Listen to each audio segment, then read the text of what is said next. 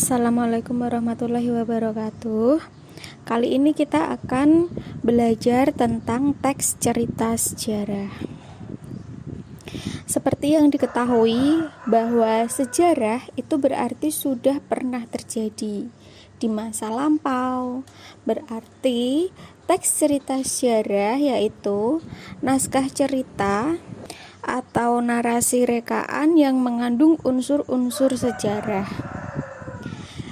Dalam teks cerita sejarah ada beberapa unsur yang nyata, misalkan seperti tokoh, nama tempat, dan juga peristiwa. Namun, dalam teks cerita sejarah terdapat pula cerita yang sifatnya rekaan atau hanya imajinasi pengarangnya saja.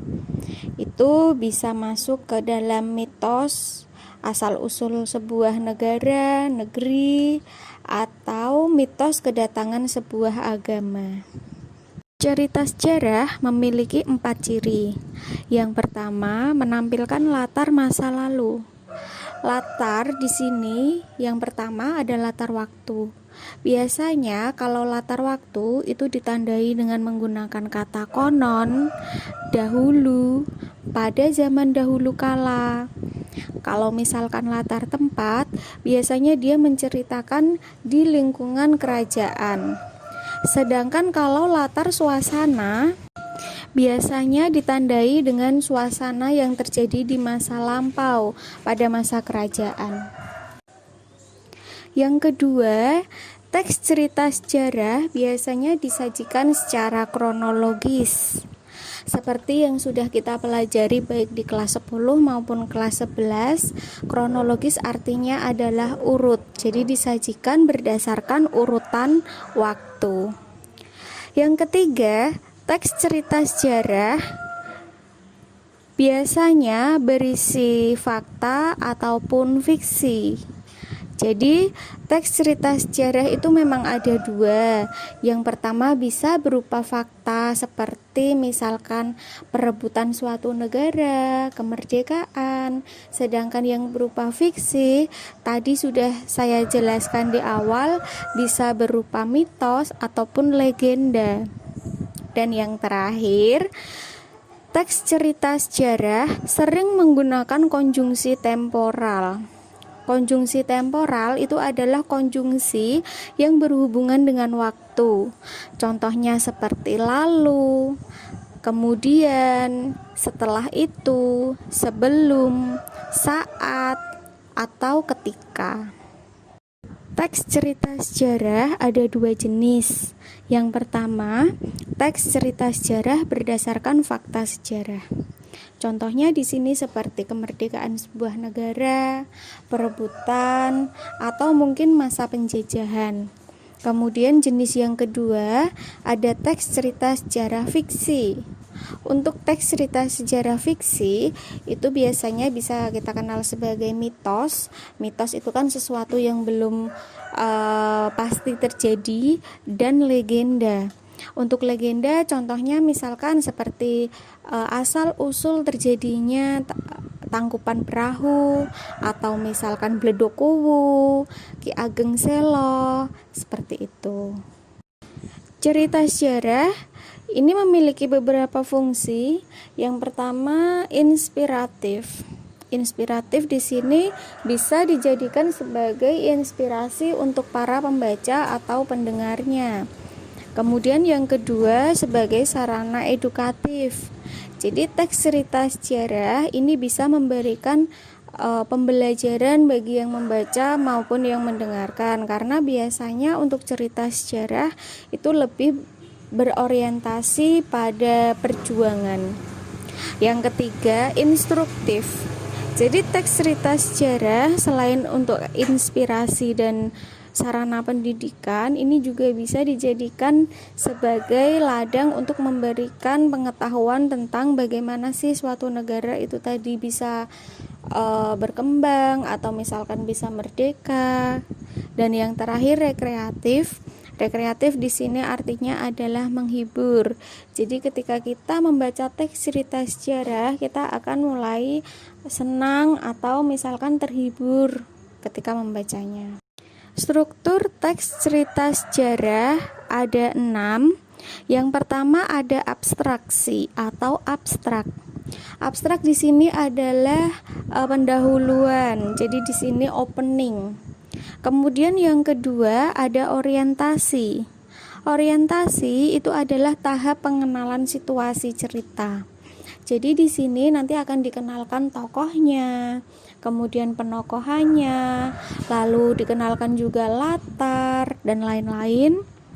Kemudian yang ketiga ada komplikasi. Komplikasi ini adalah tahap di mana mulai muncul sebuah masalah atau konflik. Kemudian yang keempat ada klimaks. Klimaks ini adalah puncak masalah. Jadi pada tahap klimaks ini memang masalah yang dihadapi itu semakin rumit, sehingga nanti mengakibatkan sebuah permasalahan atau tragedi yang mungkin sangat mengerikan atau menyakitkan. Lalu yang kelima ada resolusi. Resolusi itu adalah tahap di mana konflik atau masalah mulai menurun atau mulai ada penyelesaian. Sedangkan yang terakhir ada koda.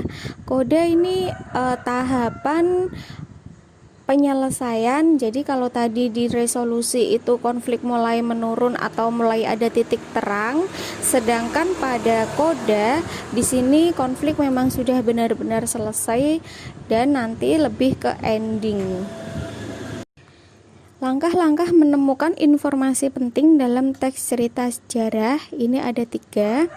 1. Membaca teks cerita atau novel sejarah dengan seksama. Jadi ketika kita ingin menemukan sesuatu yang penting, kita harus membaca dengan teliti. Kemudian yang kedua, mengidentifikasi pokok isi dalam teks cerita sejarah ataupun novel sejarah. Jadi dalam satu paragraf atau beberapa paragraf itu memang biasanya terdiri dari satu atau bahkan lebih gagasan utama atau ide pokoknya. Itu dicari dulu bagian mananya biar nanti paham. Kemudian yang terakhir, mencatat pokok-pokok isi dalam teks cerita atau novel sejarah. Setelah ditemukan atau diidentifikasi, oh kira-kira ini ya yang penting dalam cerita itu digarisbawahi, kemudian kita catat agar tidak lupa. Unsur-unsur pembangun teks cerita sejarah pada dasarnya hampir sama dengan unsur pembangun dalam cerpen maupun novel. Di sini ada 2, yang pertama unsur intrinsik. In artinya di dalam, jadi nanti mulai dari tema sampai ke alur itu berada di dalam cerita. Yang pertama unsur intrinsiknya ada tema. Tema yaitu ide pokok atau gagasan utama dalam sebuah cerita itu sendiri. Jadi pada dasarnya tema berbeda dengan judul. Kemudian yang kedua ada amanat. Amanat adalah pesan yang ingin disampaikan penulis kepada pembaca ataupun pendengarnya. Kemudian yang ketiga ada tokoh dan penokohan. Tokoh ini adalah pelakunya, orangnya, sedangkan penokohan itu adalah sifatnya atau watak. Selanjutnya ada sudut pandang. Sudut pandang di sini pengertiannya adalah posisi pengarang dalam menempatkan diri dalam ceritanya. Jadi pengarang di sini kalau ingin menjadi tokoh utama dalam sebuah cerita yang ditulis, dia harus menggunakan sudut pandang orang pertama, yaitu dengan ditandai menggunakan kata aku ataupun saya. Kalau misalkan pengarang ingin sebagai pengamat, jadi pengarang atau penulis itu harus menggunakan sudut pandang orang ketiga karena ditandai dengan ia, dia, ataupun nama-nama orang seperti Siti atau misalkan Rino, seperti itu. Kemudian yang selanjutnya ada latar. Latar di sini dibagi menjadi 3 ya, tadi sudah saya sampaikan, yaitu ada latar waktu, latar tempat, dan latar suasana. Dan yang terakhir ada alur. Jadi alur itu adalah jalan cerita atau rangkaian peristiwa. di mana alur sendiri juga dibagi menjadi 3, ada alur maju, ada alur mundur, dan ada alur campuran. Alur maju itu kalau penulis menceritakan tentang masa kini ke masa yang akan datang, bahkan sampai si tokohnya itu meninggal itu boleh. Sedangkan alur mundur itu adalah alur flashback, di mana penulis menceritakan masa kini lalu kembali lagi ke masa lalu. Dia hanya menceritakan tentang masa lalunya saja. Kemudian yang ketiga, alur campuran itu pada dasarnya perpaduan antara alur maju dan alur mundur. Jadi penulis menceritakan tentang masa kini, kemudian kembali ke masa lalu, lalu kembali lagi ke masa kini, bahkan sampai ke masa yang akan datang. Sedangkan unsur ekstrinsik itu adalah unsur yang berada di luar cerita. Yang pertama ada kebesaran pemerintahan. Kalau si penulis itu kreatif, penceritaan tentang sebuah cerita sejarah biasanya kan lebih menceritakan ke kerajaan, kaum bangsawan, itu akan terasa atau terkesan sangat mewah. Kemudian yang kedua ada corak penceritaan. Corak penceritaan di sini maksudnya penulis harus mempertimbangkan dia ingin masuk ke cerita fakta atau yang fiktif. Kemudian yang ketiga ada unsur keagamaan. Jadi dalam teks cerita sejarah, namanya saja sejarah, karena dulu ada yang namanya masuknya agama Islam ke Indonesia, Hindu Buddha, seperti itu. Jadi biasanya yang diceritakan memang lebih ke arah situ. Kemudian ada unsur politik. Ini berhubungan dengan pemerintahan pada saat itu bagaimana. Lalu unsur ekonomi, ini lebih menceritakan ke mata pencaharian tokohnya pada zaman dahulu. Itu kan masyarakat Indonesia bekerja dengan bercocok tanam, kemudian berdagang dan melaut. Juga diceritakan juga bagaimana cara membayarnya, yaitu sistem barter. Dan yang terakhir unsur sosial. Di sini lebih menekankan pada hubungan antara masyarakat yang satu dengan yang lainnya, di mana pada zaman dahulu hukum kasta dan ras itu masih sangat berlaku.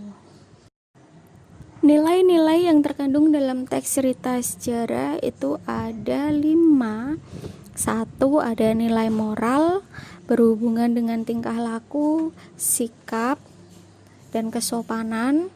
Kemudian yang kedua ada nilai kepahlawanan, karena cerita sejarah itu biasanya berisi tentang perjuangan. Lalu ada nilai religius. Di sini maksudnya adalah hal-hal yang berhubungan dengan agama. Jadi tidak hanya agama Islam, tapi juga misalkan yang Kristen atau Hindu Buddha. Lalu nilai sosial itu adalah hubungan kemasyarakatan antara masyarakat yang satu dengan yang lain. Dan yang terakhir ada nilai budaya. Budaya di sini lebih ke kebiasaan pada seseorang ataupun daerah tertentu. Jadi tidak harus selalu tentang tarian ataupun pakaian adat. Ciri kebahasaan teks cerita sejarah. Yang pertama menggunakan keterangan, baik keterangan waktu maupun keterangan tempat. Lalu yang kedua menggunakan kata sifat. Dan yang ketiga menggunakan bahasa kias atau konotasi makna yang tidak sebenarnya, contohnya seperti panjang tangan, kemudian buah tangan, buah bibir, seperti itu. Dan yang terakhir menggunakan majas. Khusus untuk majas nanti akan saya sampaikan pada PPT yang berbeda, karena untuk majas sendiri materinya sangat banyak. Setelah mempelajari tentang beberapa materi dari teks cerita sejarah lagi, tadi saya akan mencoba untuk mengajak anak-anak membuat teks cerita sejarah. Nah, bagaimana sih caranya? Yang pertama, melakukan wawancara dengan penduduk sekitar. Misalkan mau mewawancarai tentang Kenapa kok dulu Bledokuwu bisa dinamakan Bledokuwu, kenapa kok bisa ada semburan lumpur yang menyembur keluar. Seperti itu kita harus melakukan wawancara terlebih dahulu. Setelah melakukan wawancara baru kita bisa menulis kreatif. Jadi dari hasil wawancara tadi ditulis dan dikembangkan menjadi sebuah teks cerita sejarah yang padu. Terakhir, setelah membuat teks cerita sejarah, tidak lupa kita harus menyunting. Menyunting itu artinya memperbaiki. Jadi langkah-langkahnya dalam menyunting yang pertama, kita harus membaca secara keseluruhan isi teks cerita sejarah yang telah kita buat dengan teliti. Setelah itu, kita harus mencermati apakah ada kesalahan dalam penggunaan ejaan, penulisan, maupun tanda baca. Setelah nanti ketemu, kalau memang ada kesalahan, kita harus memperbaiki kesalahan tersebut, dan baru setelah itu teks cerita sejarah layak untuk dibaca.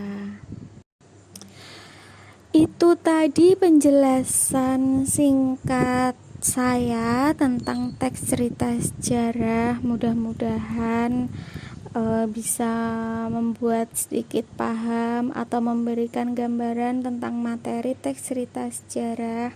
Jadi kalau memang ada yang salah dari saya minta maaf.